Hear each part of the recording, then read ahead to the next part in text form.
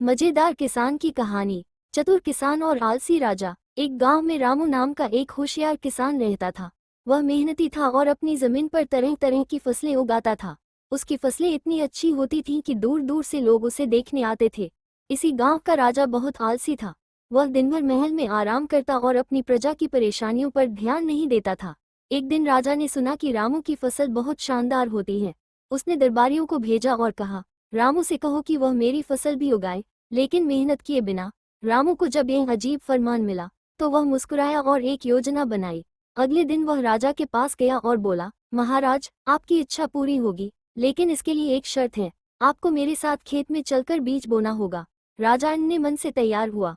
जैसे ही वह खेत में पहुंचा, रामू ने उसे हल पकड़ने को कहा। राजा ने कहा, मैं राजा हूँ, मेहनत नहीं कर सकता। रामू हंसते हुए बोला, तो महाराज, बिना मेहनत के फसल कैसे उग सकती है? राजा को अपनी गलती समझ में आ गई। उसने रामू से माफी मांगी और फैसला किया कि अब वह आलस छोड़कर अपनी प्रजा का ध्यान